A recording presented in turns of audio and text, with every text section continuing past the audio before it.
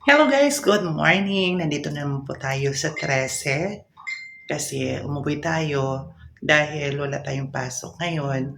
Ang gagawin natin ngayon is magtitrim po tayo ng ating mulberry kasi baka mamaya biglang tumaas na siya.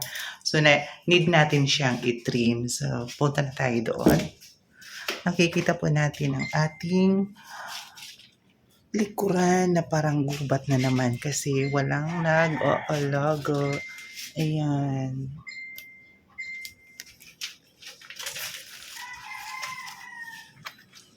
So guys, kung makikita nyo, ganyan na siya. Para na siyang gubat.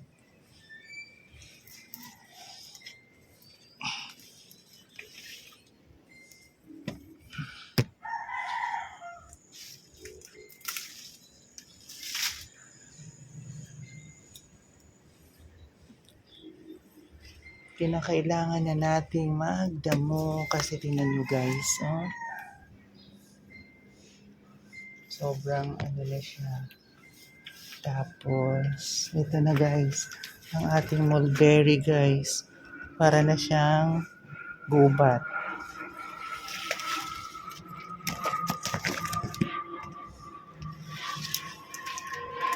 Puputulin natin ito guys kasi medyo malaki na.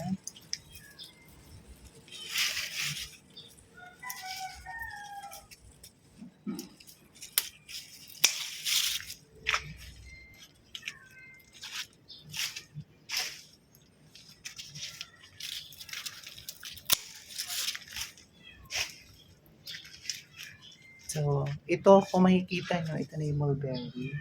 Puputulan natin.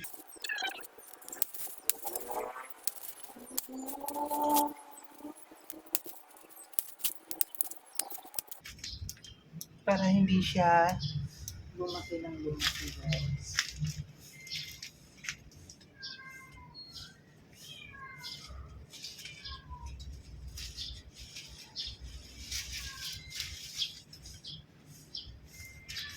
Tapos yung guyabano guys, tingnan nyo. Malaki na siya guys. Ayan yung guyabano.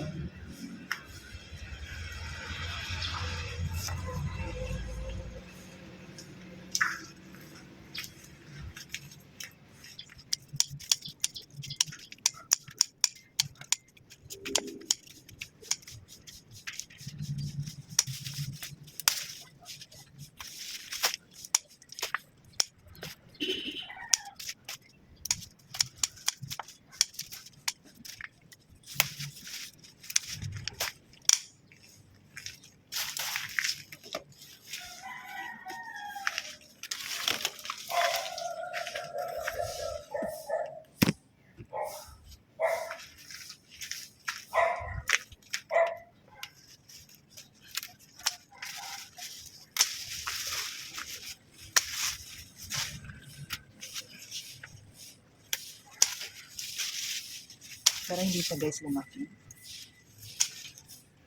Kasi pag lumaki to, magiging puno talaga to guys.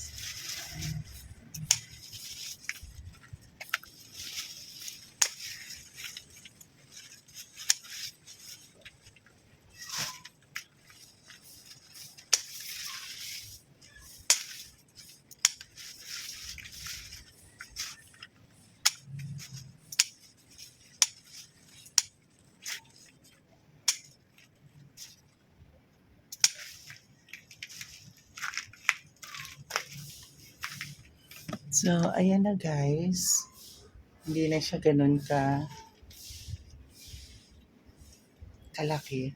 Tapos yung papaya namin, ayan, daming bunga. Diba? Madami.